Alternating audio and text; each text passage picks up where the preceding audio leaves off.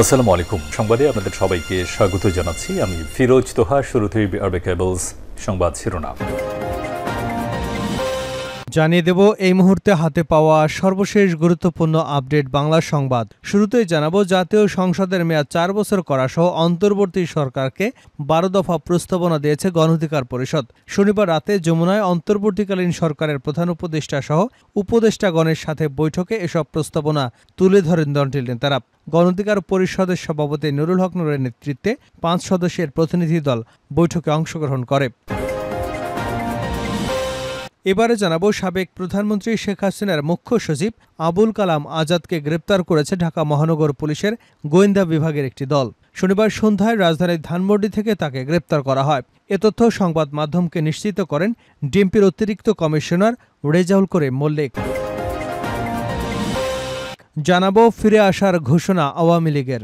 আবারও ফিরে আসার ঘোষণা দিয়েছে বাংলাদেশ আওয়ামী লীগ। শনিবার রাত 9টায় আওয়ামী লীগের ভেরিফাইড ফেসবুক পেজে এ ঘোষণা দেয় দলটি। ফেসবুক পেজে দেওয়া এক পোস্টে আওয়ামী লীগ জানায়, বাংলাদেশের সঙ্গে আওয়ামী লীগের সম্পর্ক অনেক গভীর। দেশের অসমাপ্ত উন্নয়নের কাজ এগিয়ে নিতে সমহিমায় ফিরে আসবে তারা। প্রিয় দর্শক, আওয়ামী লীগের ফেসবুক স্ট্যাটাসটি আপনাদের সামনে হুবহু তুলে ধরছি, সঙ্গেই থাকুন। এদিকে দেশের রাজনৈতিক চিত্র পরিবর্তনের পর পোশাক শিল্পে নানা অস্থিরতার মাঝেও গত সেপ্টেম্বর মাসে পণ্য রপ্তানি বেড়েছে 16.27%। জাতীয় রাজস্ব বোর্ড এনবিআর থেকে এ তথ্য জানা গেছে। এবারে থাকছে কেরানীগঞ্জে হোটেলে গ্যাস সিলিন্ডার বিস্ফোরণ, নিহত 3। ঢাকার কেরানীগঞ্জের রোহিতপুর ইউনিয়নের রোহিতপুর বোর্ডিং মার্কেটের একটি হোটেলে গ্যাস সিলিন্ডার বিস্ফোরণের ঘটনা ঘটেছে। এতে 3 জন নিহত এবং 10 জন আহত হয়েছেন। শনিবার সন্ধ্যা 7:30টার দিকে এই বিস্ফোরণের ঘটনা ঘটে। প্রত্যক্ষদর্শী শহীদুল ইসলাম রাজু জানান, ওই মার্কেটের একটি বিরিয়ানির দোকানে হঠাৎ বিকট শব্দে গ্যাস সিলিন্ডার বিস্ফোরিত হয়। এবং সর্বশেষ জানাবো আন্তর্জাতিক সংবাদ। পাকিস্তানে টিটিপির গুলিতে 6 সেনা নিহত। পাকিস্তানের খাইবার পাখতুনখোয়া প্রদেশে নিষিদ্ধ ঘোষিত সশস্ত্র গোষ্ঠী তেহরিকি তালিবান পাকিস্তানের সঙ্গে গোলাগুলিতে সেনাবাহিনীর 6 সদস্য নিহত হয়েছেন। অপরদিকে সেনাদের গুলিতে টিটিপির বেশ কয়েকজন নিহত হয়েছেন। পাকিস্তানি সংবাদ মাধ্যম ডনের খবরে বলা হয়, শনিবার এক বিবৃতিতে টিটিপির সঙ্গে সেনা সদস্যদের গোলাগুলি এবং নিহত হবার তথ্য জানিয়েছে পাকিস্তান আন্তঃবাহিনী জনসংযোগ পরিদপ্তর ISPR। এতক্ষণ শিরোনাম শুনছিলেন, এবার বিস্তারিত। প্রিয় দর্শক, আপনি যদি এই চ্যানেলে নতুন হয়ে থাকেন, ভিডিওটি দেখতে দেখতে চ্যানেলটি সাবস্ক্রাইব করে আমাদের সঙ্গে থাকুন। আর এই ভিডিও সম্পর্কে আপনি আপনার মূল্যবান মতামতটি কমেন্ট বক্সে জানিয়ে দিন। আর হ্যাঁ প্রিয় দর্শক, জানিয়ে দিন ভিডিওটি কোথা থেকে দেখছেন। সংসদের মেয়াদ 4 বছর চায় গণ অধিকার পরিষদ। জাতীয় সংসদের মেয়াদ 4 বছর করা সহ সরকারকে 12 দফা প্রস্তাবনা দিয়েছে গণ অধিকার পরিষদ। শনিবার রাতে যমুনায় অন্তর্বর্তীকালীন সরকারের প্রধান উপদেষ্টা সহ উপদেষ্টাগণের সঙ্গে বৈঠকে এসব প্রস্তাবনা তুলে ধরা হয়।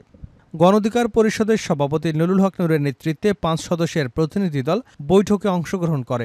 গণ অধিকার পরিষদের প্রস্তাবনাগুলো হল, অন্তর্বর্তী সরকারের কাজের পরিকল্পনা এবং রোডম্যাপ প্রকাশ করা, গণহত্যায় জড়িত পতিত স্বৈরাচার এবং তার দোসরদের বিচার ও রাষ্ট্র সংস্কারের প্রয়োজনীয় উদ্যোগ গ্রহণ করা, সরকারের কাজের সাথে রাজনৈতিক দল এবং জনসম্পৃক্ততা বাড়াতে আলোচনার মাধ্যমে দক্ষ, কর্মঠ এবং অভিজ্ঞ ব্যক্তিদের নিয়ে উপদেষ্টা পরিষদের পরিসর বাড়ানো, শেখ হাসিনার ফ্যাসিবাদ আমলে দুর্নীতি লুটপাট করে আঙুল ফুলে কলাগাছ বনে যাওয়া মাফিয়া অর্থ পাচারকারী ব্যবসায়ীদের বিরুদ্ধে ব্যবস্থা গ্রহণ এবং 15 বছর দেশ থেকে পাচার হওয়া অর্থ ফিরিয়ে আনতে কার্যকর পদক্ষেপ গ্রহণ, সরকারি বিভিন্ন দপ্তরে গত 15 বছরে দলীয় বিবেচনায় নিয়োগপ্রাপ্ত দলবাজ দুর্নীতিবাজদের অপসারণের পাশাপাশি আইনানুগ ব্যবস্থা গ্রহণ, আধা সরকারি চাকুরিতে মেধা এবং দক্ষতার ভিত্তিতে নিয়োগের সুস্পষ্ট নীতিমালা তৈরি ও নিয়োগ কমিশন গঠন করে প্রতিযোগিতার মাধ্যমে সকল নিয়োগ প্রদান, রদবদলের নামে ডিসি, এসপি সহ পুলিশ প্রশাসনে আওয়ামী লীগকে পুনর্বাসনকারীদের চিহ্নিত করে ব্যবস্থা গ্রহণ, কর্মমুখী এবং গবেষণা নির্ভর শিক্ষা ব্যবস্থা প্রণয়নে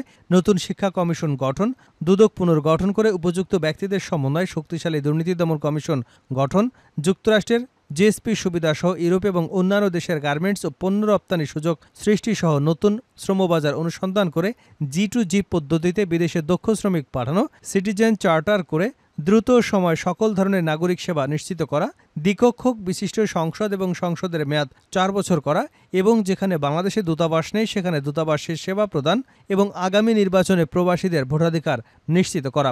রাতে গণ অধিকার পরিষদের গণমাধ্যম বিষয়ক সম্পাদক আবু হানিফ প্রেরিত এক সংবাদ বিজ্ঞপ্তিতে এ তথ্য জানানো হয়েছে। সাবেক প্রধানমন্ত্রীর মুখ্য সচিব আবুল কালাম আজাদ গ্রেপ্তার। সাবেক প্রধানমন্ত্রী শেখ হাসিনার মুখ্য সচিব আবুল কালাম আজাদকে গ্রেপ্তার করেছে ঢাকা মহানগর পুলিশের গোয়েন্দা বিভাগ ডিবির একটি দল।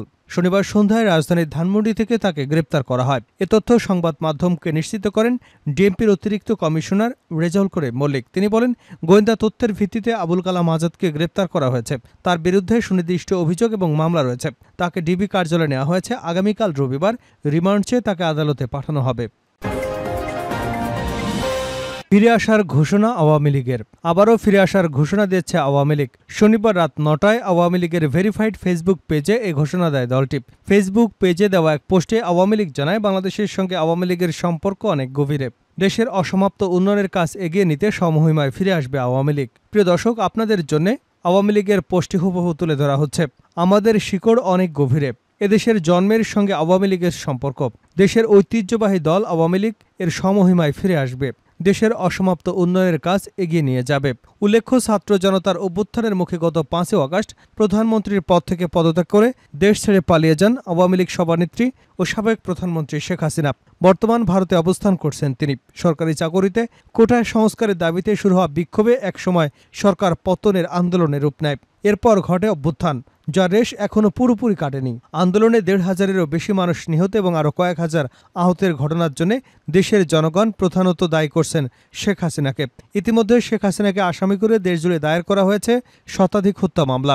একথায় শিক্ষার্থী জনতার আন্দোলনে বাংলাদেশ এবং আন্তর্জাতিক পরিসরে শেখ হাসিনার চরম নেতিবাচক একটি ভাবমূর্তি তৈরি হয়েছে। এছাড়া শেখ হাসিনা দেশ ত্যাগের পর থেকে বাংলাদেশের সবচেয়ে পুরনো দল আওয়ামী লীগ কার্যত নিষ্ক্রিয় হয়ে পড়েছে। পোশাক শিল্পে অস্থিরতার পরও রপ্তানি বেড়েছে ১৬.27%। দেশের রাজনৈতিক চিত্র পরিবর্তনের পর পোশাক শিল্পে নানা অস্থিরতার মাঝেও গত সেপ্টেম্বর মাসে পণ্য রপ্তানি বেড়েছে ১৬.27%। জাতীয় রাজস্ব বোর্ড এনবিআর থেকে পণ্য রপ্তানির এই হিসেব পাওয়া গেছে। সংস্থার তথ্য অনুযায়ী গত সেপ্টেম্বরে পণ্য রপ্তানি হয়েছে $৩৮৬ কোটি। গত বছরের সেপ্টেম্বরে রপ্তানির পরিমাণ ছিল $৩৩২ কোটি। সেই হিসেবে গত বছরের সেপ্টেম্বরের তুলনায় গত মাসে রপ্তানি বেড়েছে $৫৪ কোটি। যদিও রপ্তানি হিসেবের মধ্যে রপ্তানি প্রক্রিয়াকরণ অঞ্চলের প্রচ্ছন্ন রপ্তানি এবং নমুনা রপ্তানি তথ্য সংযুক্ত আছে। এ পরিমাণ অবশ্যই খুব কম হয়ে থাকে। বাংলাদেশ ব্যাংকের তথ্য অনুযায়ী গত জুলাইয়ে $৩৪৮ কোটি প্রকৃত পণ্য রপ্তানি হয়। তার বিপরীতে ওই মাসে এনবিআর $৩৮২ কোটি পণ্য রপ্তানির হিসাব দিয়েছিল। সংস্থাটির হিসাব প্রচ্ছন্ন এবং নমুনা রপ্তানিও যুক্ত থাকে। সেগুলো বাদ দিয়েই মূলত প্রকৃত রপ্তানি হিসেব বের করে থাকে কেন্দ্রীয় ব্যাংক।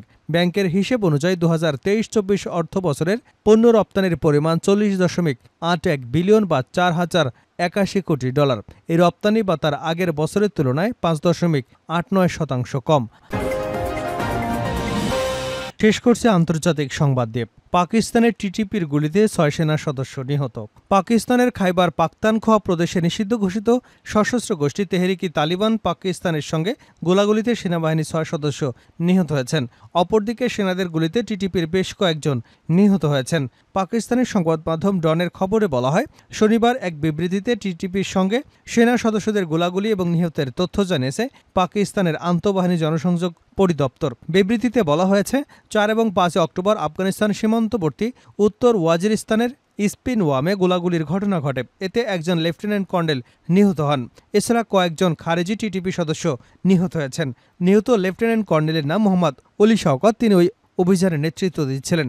বাকি সদস্যরা হলেন ল্যান্সনায়ক মোহাম্মদুল্লাহ, ল্যান্সনায়ক আখতারুজ্জামান, ল্যান্সনায়ক শহীদুল্লাহ, ল্যান্সনায়ক ইউসুফ আলী এবং সিপাহী জামিল আহমেদ। অন্যদিকে আএসপিআর আরেক বিবৃতিতে বলেছিল, টিটিপির দুজন নিহত হয়েছেন। এদের মধ্যে টিটিপির অন্যতম নেতা আতাউল্লাহ রয়েছেন। তিনি মেহরান নামেও পরিচিত। ২০০৭ সালে আত্মপ্রকাশ করা টিটিপি প্রায় পাকিস্তানের সেনাদের লক্ষ্য করে হামলা চালিয়ে থাকে।